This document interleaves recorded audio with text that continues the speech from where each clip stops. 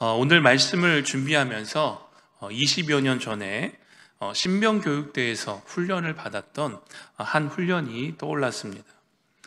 야간에 진행되어진 훈련이었는데요. 기도비닉과 은폐, 엄폐를 하는 훈련이었습니다.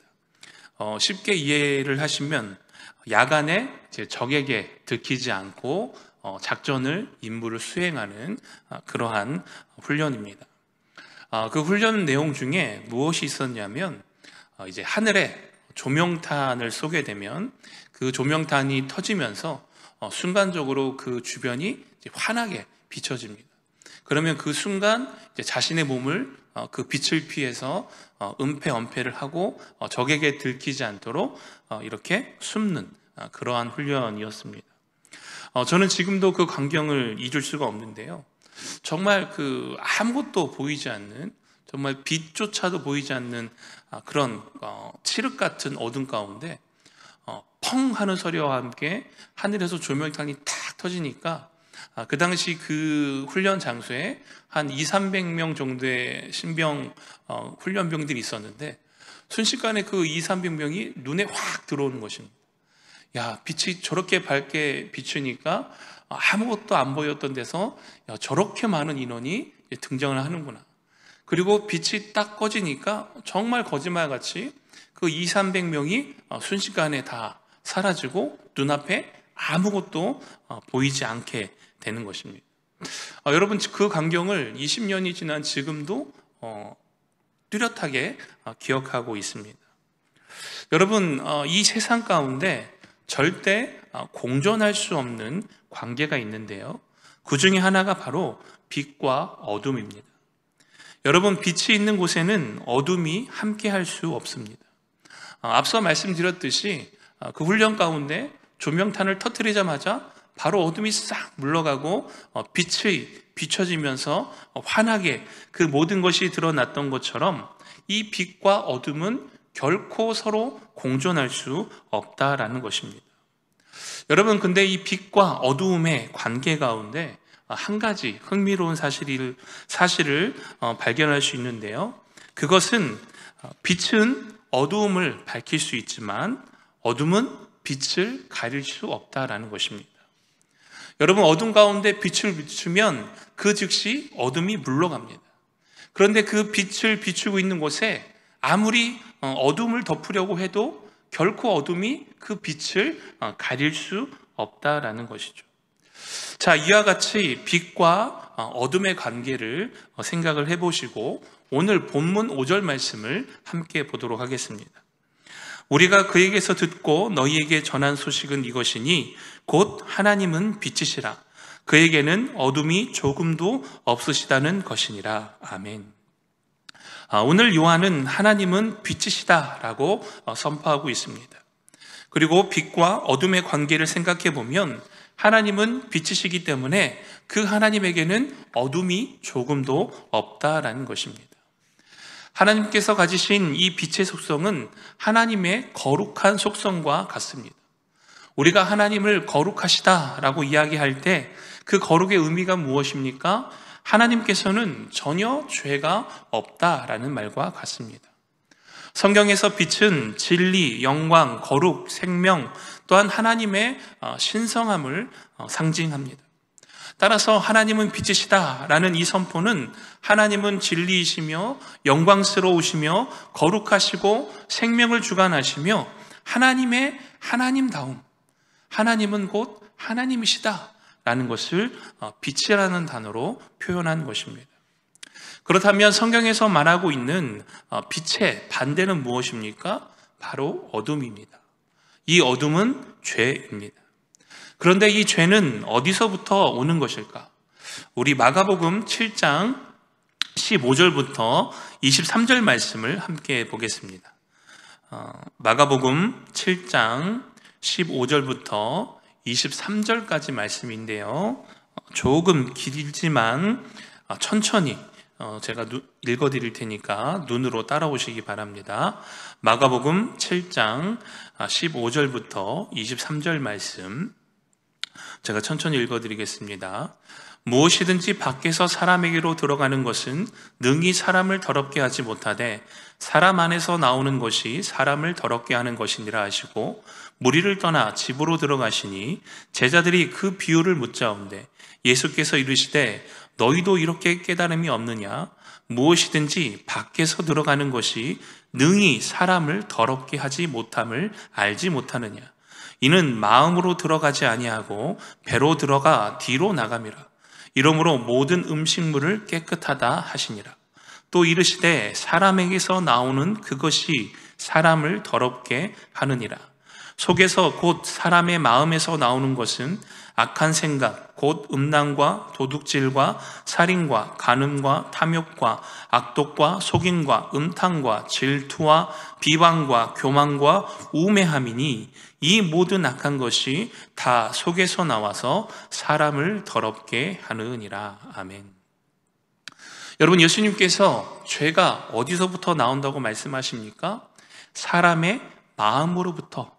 즉, 죄의 출발은 외부에서 온 것이 아니라 사람의 마음에서부터 시작되어진다라는 것입니다. 여러분, 우리가 오해하고 있는 것이 있습니다. 아담과 하와가 하나님의 말씀에 불순종하여 선악과를 먹는 불순종의 죄를 범하게 됩니다. 여러분, 이때 하와가 선악과를 따먹은 것이 뱀이 유혹했기 때문인가요? 아니면 스스로 그 안에 있는 욕심 때문인가요? 여러분, 뱀이 와서 하와에게 유혹을 합니다. 야, 저 선악과를 먹으면 하나님과 같이 될 수 있어. 선악을 구별하고 네가 하나님이 되는 거야.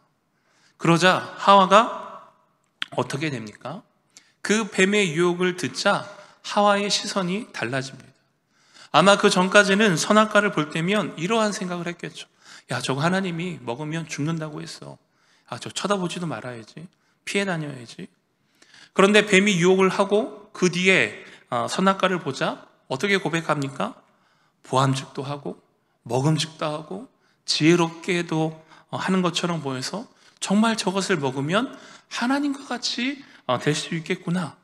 그 욕심이 그 마음을 사로잡게 됩니다. 여러분, 무엇을 말하는 것입니까? 하와가 진정으로 하나님의 말씀에 순종하고 그 마음이 하나님의 말씀 가운데 거하여 있다면 그 뱀의 유혹을 능히 뿌리칠 수 있다라는 것입니다. 그러나 그 마음의 욕심으로부터 결국은 그 뱀의 유혹을 뿌리치지 못하고 그 욕심이 스스로 죄 가운데 넘어지게 되었다라는 것입니다. 그래서 예수님의 가르침은 명확합니다. 또 이르시되 사람에게서 나오는 그것이 사람을 더럽게 하느니라. 속에서 모든 사람의 마음에 나오는 것은 악한 생각, 곧 음란, 도둑질, 살인, 간음, 탐욕, 악독, 속임, 음탕, 질투, 비방, 교만, 우매함이니 이 모든 악한 것이 다 속에서 나와 사람을 더럽게 하느니라. 우리 안에 나오는 악한 것들로 인하여서 우리가 죄 가운데로 인도함을 받는다라는 것입니다. 여기서 잠깐 정리를 좀 한번 하고 말씀을 진행을 하겠습니다. 여러분, 하나님은 빛이십니다.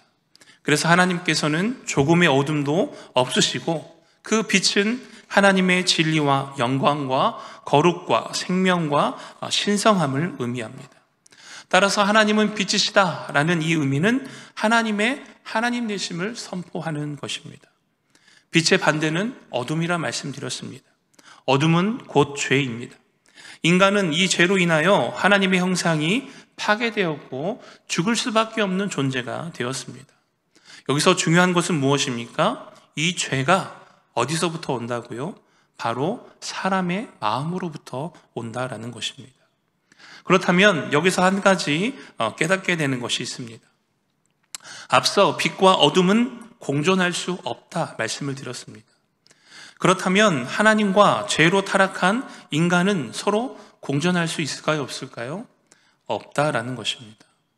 여러분, 결코 죄를 가지고 하나님 앞에 설 수 없는 것, 그것이 바로 죄인인 사람의 상태였습니다. 여러분, 그런데 그 죄인인 사람을 대신하여 그 하나님 앞에 나아갈 수 있도록 그 길을 마련해 두신 것이 무엇입니까? 바로 예수 그리스도의 십자가입니다.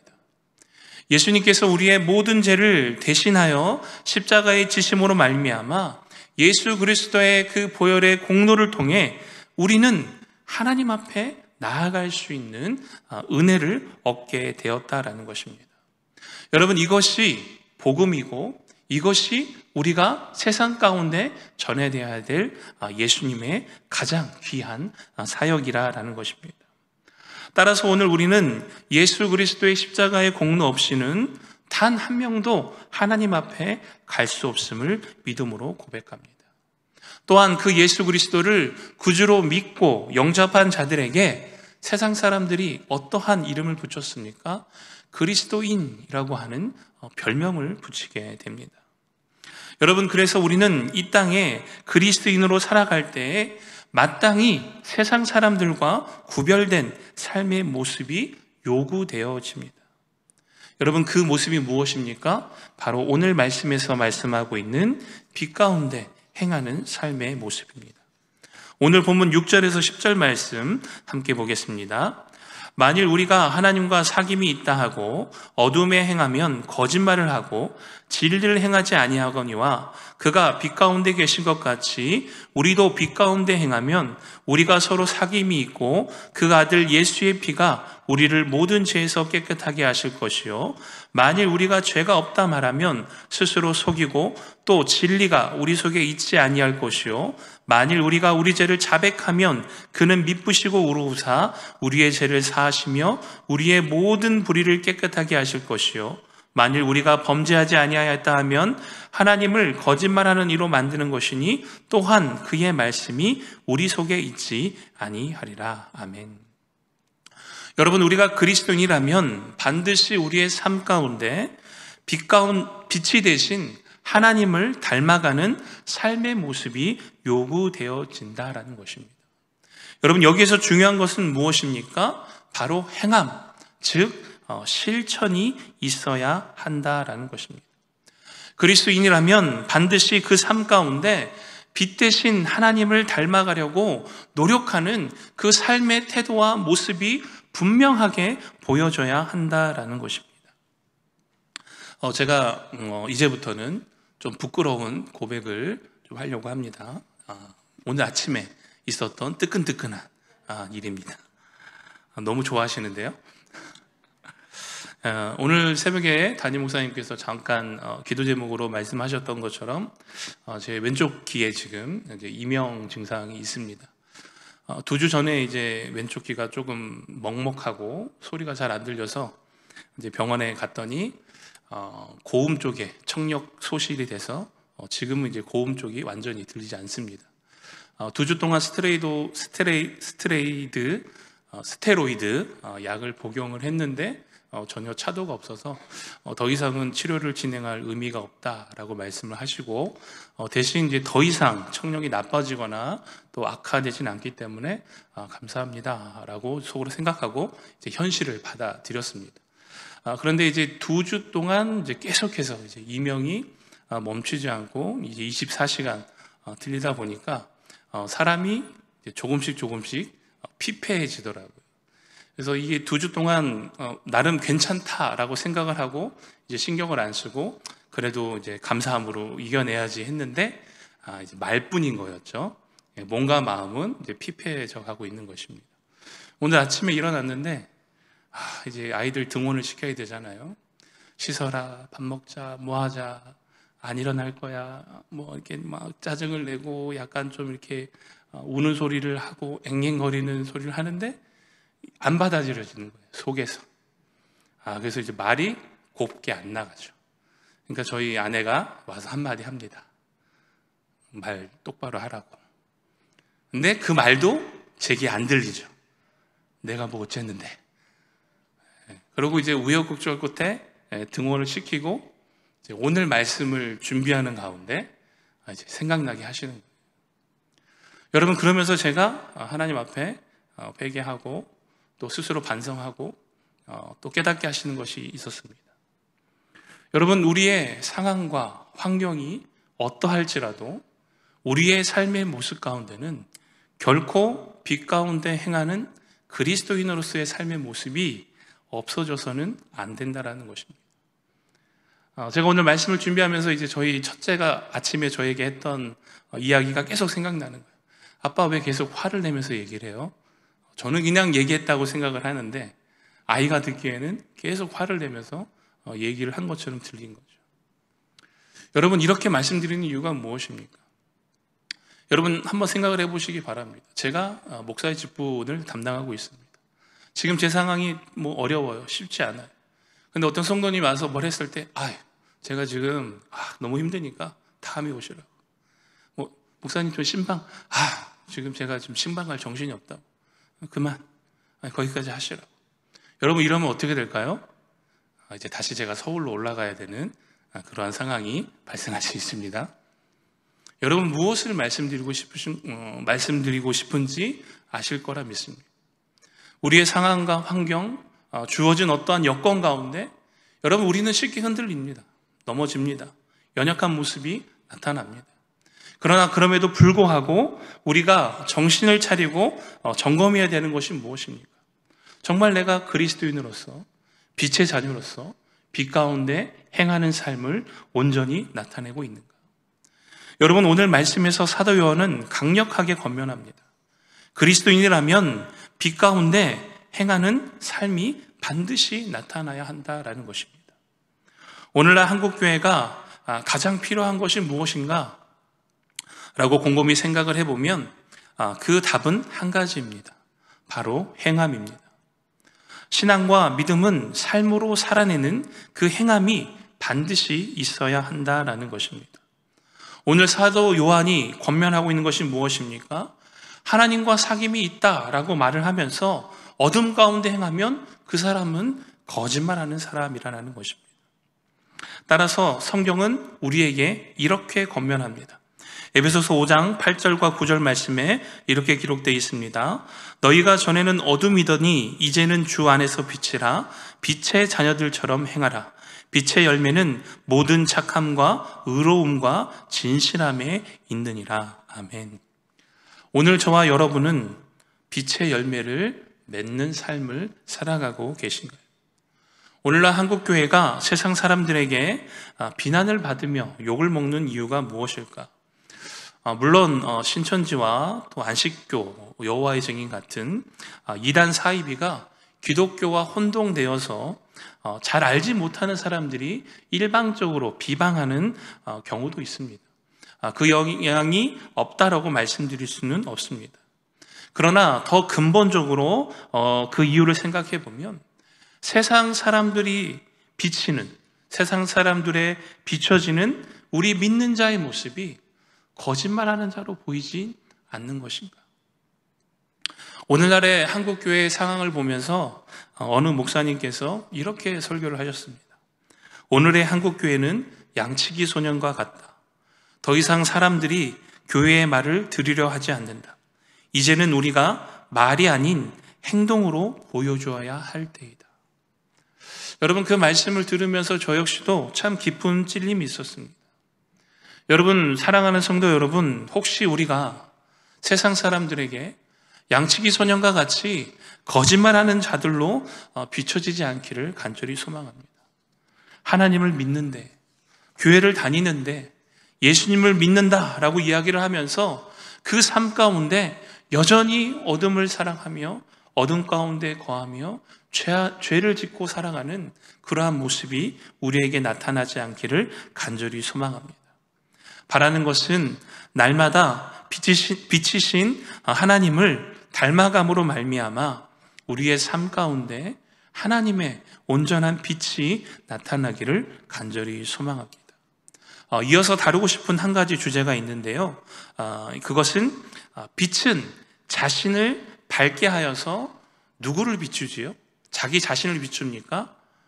누구를 비추죠? 상대방을 비춘다라는 것입니다. 오늘 본문 7절 말씀을 보면 이렇게 기록되어 있습니다. 그가 빛 가운데 계신 것 같이 우리도 빛 가운데 행하면 우리가 서로 사귐이 있고. 아멘. 여러분, 이 말씀의 의미가 무엇입니까? 우리가 빛 가운데 행하면 결국 그 빛이 누구를 향해 비추게 됩니까? 상대방을 향하여서 비추게 되어 있다는 것입니다. 그리고 그 상대방 서로를 향해 빛을 비추는 것이 서로에게 사귐이 되어진다라는 것이죠. 그래서 믿음의 공동체 안에서는 하나님과 사귐이 있는 것 같이 서로가 서로에게도 이런 사귐이 있어야 한다라는 것입니다. 조금 더 노골적으로 말씀을 드리면 교회는 하나님의 빛 가운데 행하는 성도들이 모인 곳이기에 그곳에는 분쟁과 시기와 질투와 무례함과 미움과 다툼이 없어야 하는 줄 믿습니다. 여러분, 역으로 이야기를 하면 분쟁과 시기와 질투와 무례함과 미움과 다툼이 있는 교회는 거짓말하는 자들도 가득 찬 교회입니다. 그러한 교회가 세상 사람들에게 비난을 받게 되는 것입니다. 바라는 것은 우리 부곡교회는 하나님의 빛 가운데 서로 사귐이 있는 교회, 정말 세상 사람들로부터 칭찬받으며 정말 이 마지막 때에 그리스도의 복음을 온전히 전하며 선포하는 교회가 되어지기를 간절히 소망합니다. 그래서 하나님께 귀하게 쓰임받는 우리 교회가 되어지기를 주님의 이름으로 축원하여 드립니다. 말씀을 마무리하면서 또 한 가지 나누고 싶은 것은 저와 여러분이 여러분의 삶이 하나님의 자녀로서 빛의 열매를 맺는 삶이 되기를 간절히 소망하는데, 그렇다면 이 빛 가운데로 행하는 삶을 유지하는 비결이 무엇일까? 그것에 대해서 말씀을 마치고 나누려고 합니다. 오늘 본문 9절 말씀을 함께 보겠습니다. 만일 우리가 우리 죄를 자백하면 그는 미쁘시고 우러우사 우리 죄를 사하시며 우리를 모든 불의에서 깨끗하게 하실 것이요. 아멘. 여러분, 앞서 말씀드렸듯이 빛과 어둠은 함께 공존할 수 없습니다. 즉 죄를 가지고 하나님 앞에 설 수 없다라는 것이죠. 문제는 인간의 어떠한 수고와 노력에도 이 죄의 문제를 결코 해결할 수 없다라는 것입니다. 그래서 하나님께서 베푸신 은혜가 무엇입니까? 예수 그리스도의 십자가를 통한 대속의 은혜입니다. 죄가 없으신 예수님께서 우리의 죄를 대신하여 십자가에 피 흘려 죽으심으로 말미암아 우리의 죄값을 치르셨습니다. 그리고 그 예수를 그리스도로 믿고 영접하면 그 죄사함의 은혜가 오늘 우리에게 주어지고 그 은혜를 통해서 빛 대신 하나님 앞에 설 수 있게 된다라는 것입니다. 자, 그런데 문제가 한 가지 있습니다. 그것이 무엇입니까? 여전히 우리는 이 땅 가운데 연약한 육신을 입고 살아가게 된다라는 것입니다. 여러분, 그렇기 때문에 때로는 유혹에 넘어질 수 있고 또 실패할 수 있고 또 하나님 앞에 부끄러운 모습을 나타낼 수 있습니다. 여러분, 그때 어떻게 해야 됩니까? 참 다행인 것은 하나님께서 우리의 이러한 연약함을 아시고 이미 그 비책을 마련해 놓으셨죠. 무엇입니까? 회개를 통한 용서입니다. 만일 우리가 우리의 죄를 자백하면 그는 미쁘시고 의로우사 우리의 죄를 사하시며 우리를 모든 불의에서 깨끗하게 하실 것이요. 아멘. 여러분, 이 죄사함 용서의 조건이 무엇입니까? 우리의 죄를 먼저 자백해야 된다는 것입니다. 넘어질 수 있습니다. 실패할 수 있습니다. 그때 거기서 끝나버리면 하나님을 떠나게 되는 거죠. 나는 하나님을 뵐 면목이 없어. 나 같은 사람은 하나님 앞에 설 수 없어. 이거는 지극히 스스로 하는 생각이고 사단이 주는 생각입니다. 여러분, 하나님 앞에 범죄한 사실이 깨달아졌을 때 우리가 취해야 될 행동은 무엇입니까? 그 죄를 가지고 하나님 앞에 나아가서 고백하는 것입니다. 하나님, 잘못했습니다. 하나님, 용서해 주십시오. 그럼 하나님께서 어떻게 하신다고요? 미쁘시고 의로우신 하나님께서 그 모든 죄를 깨끗게 하시고 용서하여 주시고 우리를 모든 불의로부터 깨끗게 하여 주신다는 것입니다. 여러분, 이것이 빛 가운데 행하는 삶을 유지하는 비결입니다. 그러므로 사랑하는 성도 여러분, 오늘 우리는 그리스도인으로서 이 땅에서 빛의 자녀로서 또한 하나님께서 맡겨주신 소명을 붙들고 살아가야 되는 줄 믿습니다. 여러분, 만약 하나님을 닮은 우리가 이 세상에서 빛을 비추는 삶을 살아내지 못한다면 세상은 어두운 가운데서 고통하며 신음할 수밖에 없을 것입니다. 그러므로 오늘 하나님께서 우리에게 맡기신 귀한 소명이 있습니다. 우리 마지막으로 말씀 한 구절을 찾고 말씀을 마치겠는데요. 마태복음 5장 14절부터 16절까지 말씀입니다. 신약성경 5페이지 마태복음 5장 14절부터 16절까지 말씀 함께 합독하시고 말씀을 마치도록 하겠습니다. 마태복음 5장 14절 16절 함께 읽겠습니다. 시작.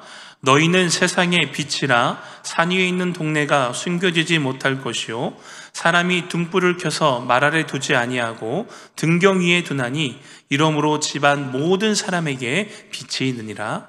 이같이 너희 빛이 사람 앞에 비치게 하여 그들로 너희 착한 행실을 보고 모든 하늘에 계신 너희 아버지께 영광을 돌리게 하라.